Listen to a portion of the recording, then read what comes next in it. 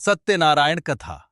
शास्त्रों में बताया गया है कि सत्यनारायण व्रत कथा का पाठ करने से व्यक्ति को 1000 यज्ञ करने के बराबर पुण्य फल की प्राप्ति होती है। सत्यनारायण भगवान व्रत कथा में भगवान विष्णु के सत्य स्वरूप के बारे में बताया गया है। इस व्रत का पाठ करने से घर में सुख समृद्धि का वास होता है और भगवान विष्णु की कृपा बना रहती है। सत्यनारायण व्रत कथा का पहला अध्याय।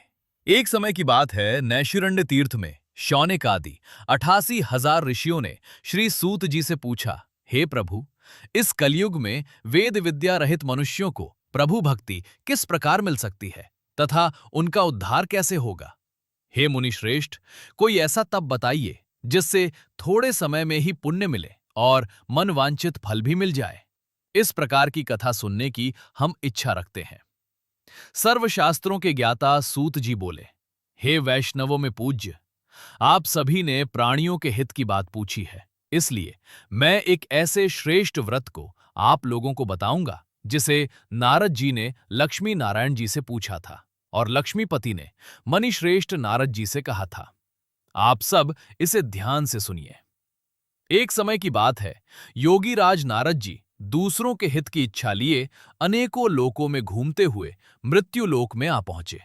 यहां उन्होंने अनेक योनियों में जन्मे प्रायः सभी मनुष्यों को अपने कर्मों द्वारा अनेकों दुखों से पीड़ित देखा। उनका दुख देख नारद जी सोचने लगे कि कैसा यत्न किया जाए जिसके करने से निश्चित रूप से मानव के दुखों का अंत हो जाए।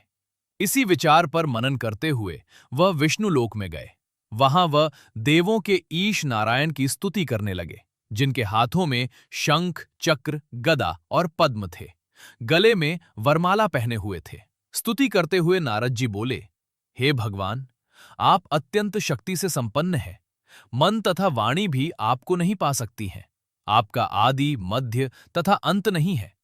निर्गुण स्वरूप सृष्टि के कारण भक्तों के दुख को दूर करने वाले हैं। आपको मेरा नमस्कार है। नारद जी की स्तुति सुन विष्णु भगवान बोले, हे मुनि श्रेष्ठ, आपके मन में क्या बात है? आप किस काम के लिए पधारे हैं? उसे निसंकोच कहो। इस पर नारद मुनि बोले कि मृत्यु लोक में अनेक योनियों में जन्मे मनुष्य अपने कर्मों के द्वारा अनेकों दुख से दुखी हो रहे हैं। हे नाथ, आप मुझ पर दया रखते हैं तो बताइए कि वो मनुष्य थोड़े प्रयास से ही अपने दुखों से कैसे छुटकारा पा सकते हैं? श्री हरि बोले, हे नारद, मनुष्यों की भलाई के लिए तुमने बहुत अच्छी बात पूछी है। जिसके करने से मनुष्य मोह से छूट जाता है, वह बात मैं कहता हूं, उसे सुनो।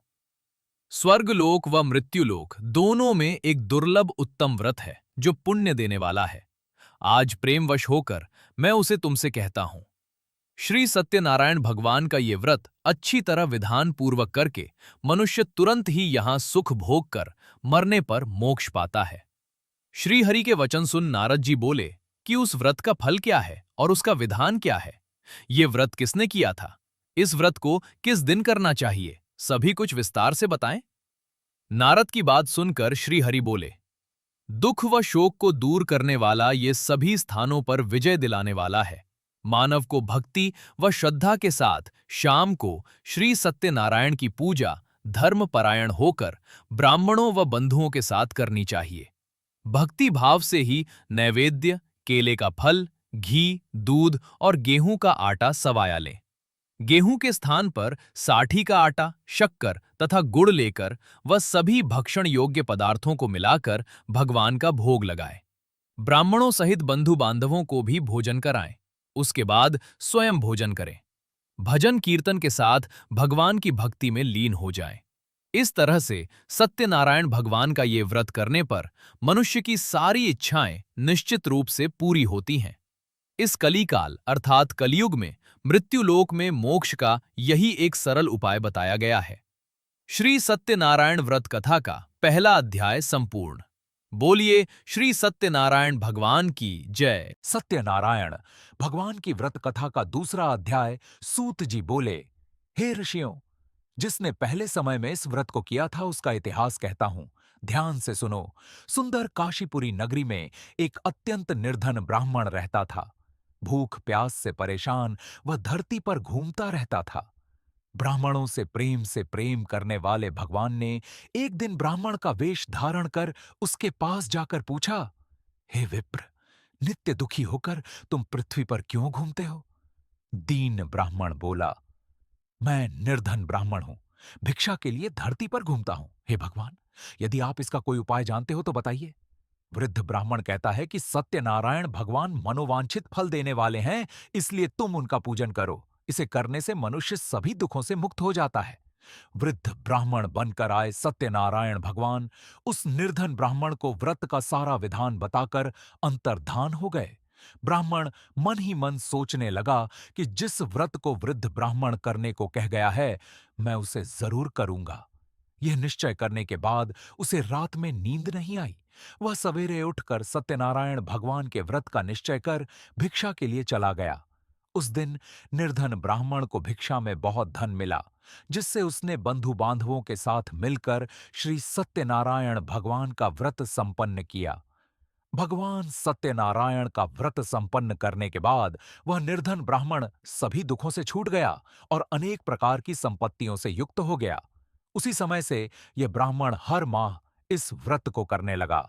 इस तरह से सत्यनारायण भगवान के व्रत को जो मनुष्य करेगा, वह सभी प्रकार के पापों से छूटकर मोक्ष को प्राप्त होगा। जो मनुष्य इस व्रत को करेगा, वह भी सभी दुखों से मुक्त हो जाएगा। सूत जी बोले कि इस तरह से नारद जी से नारायण जी का कहा हुआ श्री सत्यनारायण व्रत को मैंने तुमसे कहा। हे विप्रो, मैं अब और क्या कहूं? ऋषि बोले, हे मुनिवर, संसार में उस विप्र से सुनकर और किस किस ने इस व्रत को किया, हम सब इस बात को सुनना चाहते हैं। इसके लिए हमारे मन में श्रद्धा का भाव है। सूत जी बोले, हे मुनियों, जिस जिसने इस व्रत को किया है वे सब सुनो। एक समय वही विप्रधन व ऐश्वर्य के अनुसार अपने बंधु बांधवों के साथ इस व्रत को करने को तैयार हुआ। उसी समय एक लकड़ी बेचने वाला बूढ़ा आदमी आया और लकड़ियां बाहर रखकर अंदर ब्राह्मण के घर में गया। प्यास से दुखी व लकड़हारा उनको व्रत करते देख विप्र को नमस्कार कर पूछने लगा कि आप यह क्या कर रहे हैं? तो उन्होंने बताया कि व्रत कर रहा हूं तथा इसे करने से क्या फल मिलेगा, कृपया मुझे भी बताएं। ब्राह्मण ने कहा कि सब मनोकामनाओं को पूरा करने वाला यह सत्यनारायण भगवान का व्रत है। इनकी कृपा से ही मेरे घर में धन धान्य आदि की वृद्धि हुई है। विप्र से सत्यनारायण व्रत या के बारे में जानकर लकड़हारा बहुत प्रसन्न हुआ। चरणामृत लेकर वह प्रसाद खाने के बाद वह अपने घर गया। लकड़हारे ने अपने मन में संकल्प किया कि आज लकड़ी बेचने से जो धन मिलेगा, उसी से श्री सत्यनारायण भगवान का उत्तम व्रत करूंगा। मन में इस विचार को ले बूढ़ा आदमी सिर पर लकड़ियां रख उस नगर में बेचने गया जहां धनी लोग ज्यादा रहते थे। उस नगर में उसे अपनी लकड़ियों का दाम पहले से 4 गुना अधिक मिलता है। बूढ़ा प्रसन्नता के साथ दाम लेकर केले, शक्कर, घी, दूध, दही और गेहूं का आटा ले और सत्यनारायण भगवान के व्रत की अन्य सामग्रियां लेकर अपने घर गया। वहां उसने अपने बंधु बांधवों को बुलाकर विधि विधान से सत्यनारायण भगवान का पूजन और व्रत किया। इस व्रत के प्रभाव से वह बूढ़ा लकड़हारा धनपुत्र आदि से युक्त होकर संसार के समस्त सुख भोग अंतकाल में बैकुंठ धाम चला गया। श्री सत्यनारायण व्रत कथा का दूसरा अध्याय संपूर्ण। जाला बोलिए श्री सत्यनारायण भगवान की जय। सत्यनारायण भगवान की व्रत कथा का तीसरा अध्याय। सूत जी बोले, हे श्रेष्ठ मुनियों, अब आगे की कथा कहता हूं। पहले समय में उल्कामुख नाम का एक बुद्धिमान राजा था। वह सत्यवक्ता और जितेंद्रिय था। प्रतिदिन देव स्थानों पर जाता और निर्धनों को धन देकर उनके कष्ट दूर करता था। उसकी पत्नी कमल के समान मुख वाली तथा सती साध्वी थी। भद्रशीला नदी के तट पर उन दोनों ने श्री सत्यनारायण भगवान का व्रत किया। उसी समय साधु नाम का एक वैश्य आया। उसके पास व्यापार करने के लिए बहुत सा धन भी था। राजा को व्रत करते देखकर वह विनय के साथ पूछने लगा, हे राजन, भक्तिभाव से पूर्ण होकर आप यह क्या कर रहे हैं? मैं सुनने की इच्छा रखता हूं तो आप मुझे बताएं।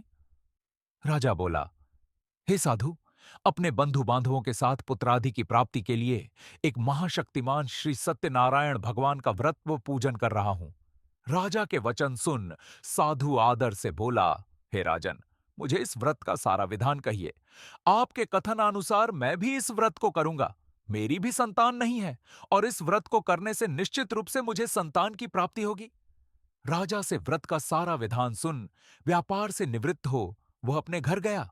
साधु वैश्य ने अपनी पत्नी को संतान देने वाले इस व्रत का वर्णन कह सुनाया और कहा कि जब मेरी संतान होगी तब मैं इस व्रत को करूंगा। साधु ने इस तरह के वचन अपनी पत्नी लीलावती से कहे। एक दिन लीलावती पति के साथ आनंदित हो सांसारिक धर्म में प्रवृत्त होकर सत्यनारायण भगवान की कृपा से गर्भवती हो गई। 10वें महीने में उसके गर्भ से एक सुंदर कन्या ने जन्म लिया। दिनों दिन वह ऐसे बढ़ने लगी जैसे कि शुक्ल पक्ष का चंद्रमा बढ़ता है। माता पिता ने अपनी कन्या का नाम कलावती रखा। एक दिन लीलावती ने मीठे शब्दों में अपने पति को याद दिलाया कि आपने सत्यनारायण भगवान के जिस व्रत को करने का संकल्प किया था उसे करने का समय आ गया है। आप इस व्रत को करिए। साधु बोला कि हे प्रिय, इस व्रत को मैं उसके विवाह पर करूंगा। इस प्रकार अपनी पत्नी को आश्वासन देकर वह नगर को चला गया। कलावती पिता के घर में रह वृद्धि को प्राप्त हो गई। साधु ने एक बार नगर में अपनी कन्या को सखियों के साथ देखा तो तुरंत ही दूत को बुलाया और कहा कि मेरी कन्या के योग्य वर देख कर आओ। साधु की बात सुनकर दूत कंचन नगर में पहुंचा और वहां देखभाल कर लड़की के सुयोग्य वाणिक पुत्र को ले आया। सुयोग्य लड़के को देख साधु ने बंधु बांधवों को बुलाकर अपनी पुत्री का विवाह कर दिया। लेकिन दुर्भाग्य की बात ये कि साधु ने अभी भी श्री सत्यनारायण भगवान का व्रत नहीं किया। इस पर श्री भगवान क्रोधित हो गए और श्राप दिया कि साधु को अत्यधिक दुख मिले। अपने कार्य में कुशल साधु बनिया जमाई को लेकर समुद्र के पास स्थित होकर रत्नासारपुर नगर में गया। वहां जाकर दामाद ससुर दोनों मिलकर चंद्रकेतु राजा के नगर में व्यापार करने लगे। एक दिन भगवान सत्यनारायण की माया से एक चोर राजा का धन चुराकर भाग रहा था। उसने राजा के सिपाहियों को अपना पीछा करते देख चुराया हुआ धन वहां रख दिया जहां साधु अपने जमाई के साथ ठहरा हुआ था। राजा के सिपाहियों ने साधु वैश्य के पास राजा का धन पड़ा देखा तो वह ससुर जमाई दोनों को बांधकर प्रसन्नता से राजा के पास ले गए और कहा कि उन दोनों चोरों हम पकड़ लाए हैं, आप आगे की कार्यवाही की आज्ञा दें। राजा की आज्ञा से उन दोनों को कठिन कारावास में डाल दिया गया और उनका सारा धन भी उनसे छीन लिया गया। श्री सत्यनारायण भगवान से श्राप से साधु की पत्नी भी बहुत दुखी हुई। घर में जो धन रखा था उसे चोर चुरा ले गए। शारीरिक तथा मानसिक पीड़ा व भूख प्यास से अति दुखी हो अन्न की चिंता में कलावती के ब्राह्मण के घर गई। वहां उसने श्री सत्यनारायण भगवान का व्रत होते देखा, फिर कथा भी सुनी।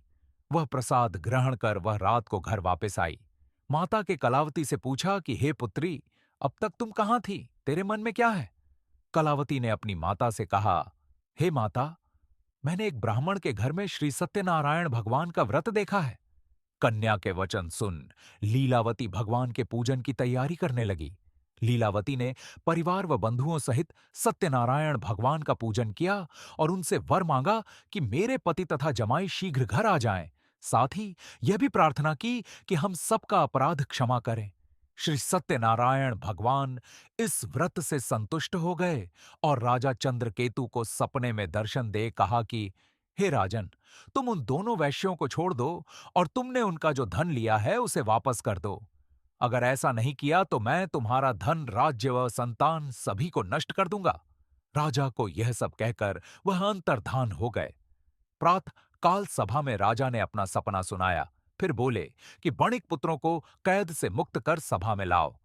दोनों ने आते ही राजा को प्रणाम किया। राजा मीठी वाणी में बोला, हे महानुभावों, भाग्यवश ऐसा कठिन दुख तुम्हें प्राप्त हुआ है, लेकिन अब तुम्हें कोई भय नहीं है। ऐसा कह राजा ने उन दोनों को नए वस्त्राभूषण भी पहनाए और जितना धन उनका लिया था उससे दुगुना धन वापस कर दिया। दोनों वैश्य अपने घर को चल दिए। श्री सत्यनारायण व्रत कथा का तीसरा अध्याय संपूर्ण। जन बोलिए श्री सत्यनारायण भगवान की जय। सत्यनारायण भगवान की व्रत कथा का चौथा अध्याय। सूत जी बोले, वैश्य ने मंगलाचार कर अपनी यात्रा आरंभ की और अपने नगर की ओर चल दिए। उनके थोड़ी दूर जाने पर एक दंडी वेशधारी श्री सत्यनारायण ने उनसे पूछा, हे साधु, तेरी नाव में क्या है? अभिवाणी वणिक हंसता हुआ बोला, हे दंडी, आप क्यों पूछते हो? क्या धन लेने की इच्छा है? मेरी नाव में तो बेल और पत्ते भरे हुए हैं। वैश्य के कठोर वचन सुन भगवान बोले, तुम्हारा वचन सत्य हो। दंडी ऐसे वचन कह वहां से दूर चले गए। कुछ दूर जाकर समुद्र के किनारे बैठ गए। दंडी के जाने के बाद साधु वैश्य ने नित्य क्रिया के पश्चात नाव को ऊंची उठते देखकर अचंभा माना और नाव में बेल पत्ते आदि देख वह मूर्छित हो जमीन पर गिर पड़ा। मूर्छा खुलने पर वह अत्यंत शोक में डूब गया। तब उसका दामाद बोला कि आप शोक ना मनाएं, यह दंडी का शाप है, इसीलिए हमें उनकी शरण में जाना चाहिए, तभी हमारी मनोकामना पूरी होगी।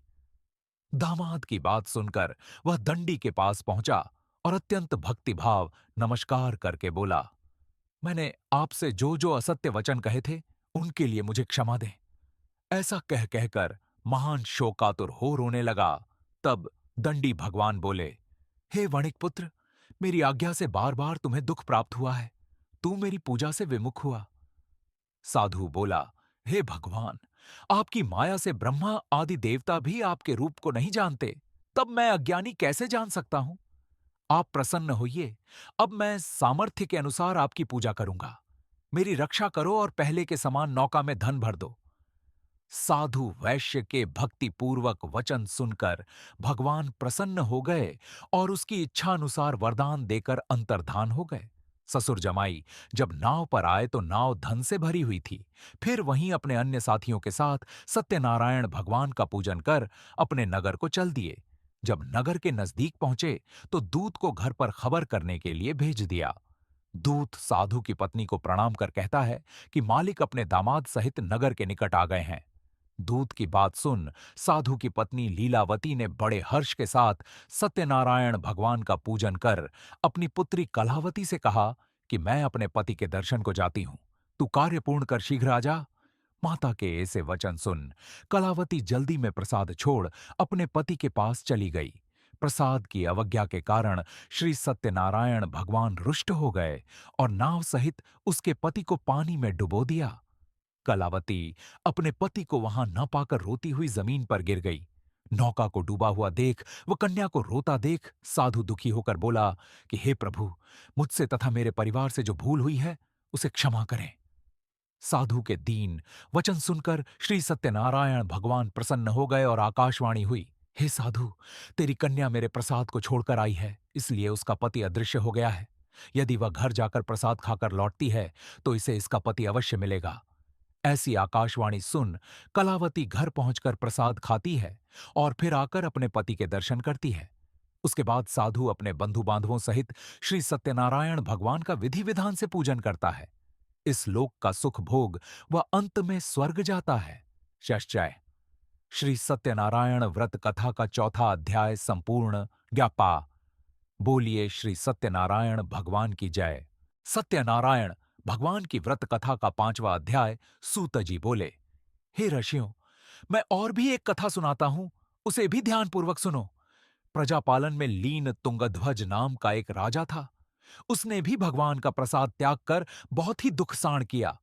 एक बार वन में जाकर वन्य पशुओं को मारकर वह बड़ के पेड़ के नीचे आया। वहां उसने ग्वालों को भक्तिभाव से अपने बंधुओं सहित सत्यनारायण भगवान का पूजन करते देखा। अभिमानवश राजा ने उन्हें देखकर भी पूजा स्थान में नहीं गया और न ही उसने भगवान को नमस्कार किया। ग्वालों ने राजा को प्रसाद दिया, लेकिन उसने वह प्रसाद नहीं खाया और प्रसाद को वहीं छोड़ वह अपने नगर को चला गया। जब वह नगर में पहुंचा तो वहां सब कुछ तहस नहस हुआ पाया तो वह शीघ्र ही समझ गया कि यह सब भगवान ने ही किया है। वह दोबारा ग्वालों के पास पहुंचा और विधिपूर्वक पूजा करके प्रसाद खाया तो श्री सत्यनारायण भगवान की कृपा से सब कुछ पहले जैसा हो गया। दीर्घकाल तक सुख भोगने के बाद मरणोपरांत उसे स्वर्गलोक की प्राप्ति हुई। जो मनुष्य परम दुर्लभ इस व्रत को करेगा तो भगवान सत्यनारायण की अनुकंपा से उसे धन धान्य की प्राप्ति होगी। निर्धन धनी हो जाता है और भयमुक्त हो जीवन जीता है। संतानहीन मनुष्य को संतान सुख मिलता है और सारे मनोरथ पूर्ण होने पर मानव अंतकाल में बैकुंठ धाम को जाता है।